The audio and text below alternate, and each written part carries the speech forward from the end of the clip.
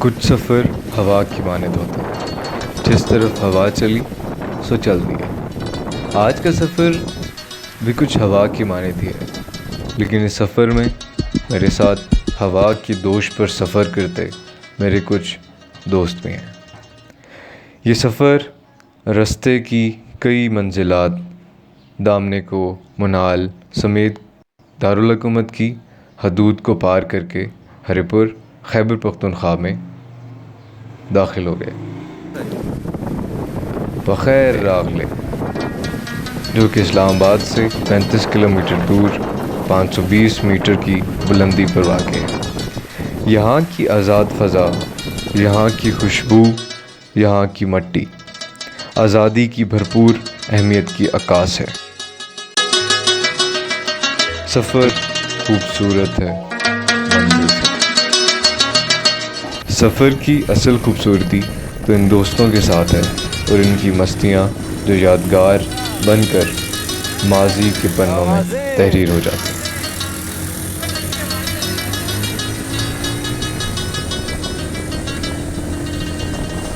زندگی کی بھیڑ سے نکل کر قدرت کی خاموشی کے قریب ہونا بھی ایک نئی زندگی سے کم نہیں ہے۔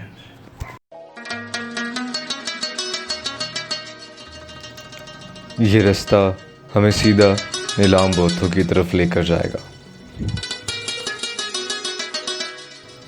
زندگی کے اتار چڑھاؤ ہمیں مقصد سے قریب کرنے کے لیے ایک ذریعہ ہیں، اسی طرح اس سفر کے اتار چڑھاؤ بھی ہمیں منزل سے قریب تر کر رہے تھے۔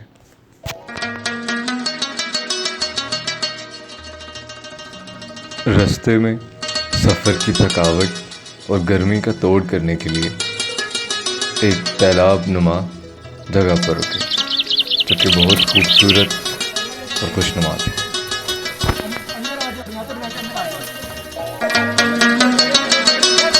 کچھ گرمی کی شدت کم کرنے کے بعد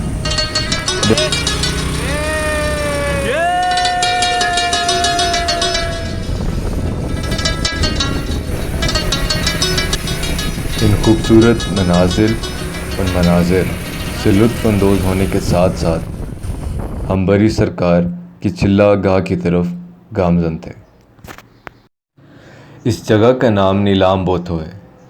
نیلام مطلب پانی اور بوتھو مطلب یہاں کا سردار، جس کی بنا پر اس کا نام نیلام بوتھو رکھا گیا۔ نیلام بوتھو بڑی سرکار چلہ گاہ پہنچنے کے بعد نہ صرف یہاں مقامی افراد کا رش تھا، بلکہ دور دور جگہوں سے لوگ یہاں پر منت مانگنے آئے ہوئے تھے۔ کہا جاتا ہے کہ یہاں پر موجود مچھلیاں اس بات کی عکاس ہیں کہ یہاں بڑی سرکار نے چلہ کاٹا اور اسی دوران یہاں سے ایک چرواہے کا گزر ہوا۔ بڑی سرکار نے دودھ طلب کیا تو اس نے بتایا کہ میں دودھ دوتا ہوں جس بھی جانور سے وہ مر جاتا ہے، اور ایسا ہی ہوا۔ تو بڑی سرکار نے اس کو کہا کہ اپنے گھر کی طرف لوٹ جاؤ بنا پیچھے دیکھے، اور بھینسیں زندہ ہو کر اس پانی سے نکل کر اس کے پیچھے چل پڑیں، لیکن جو ہی اس نے پیچھے دیکھا تو وہ پتھر ہو گئیں، جس کے کچھ نشان کہا جاتا ہے کہ موجود ہیں۔ خیر، زندگی کہانیوں کا ایک مجموعہ ہے، اور اس کہانی کو اسی مجموعے میں شامل کرنے کے ساتھ ہم نے اپنا واپسی کا سفر شروع کیا۔ ہر خوبصورت دن کا اختتام خاموش اور پرسکون شام سے ہوتا ہے۔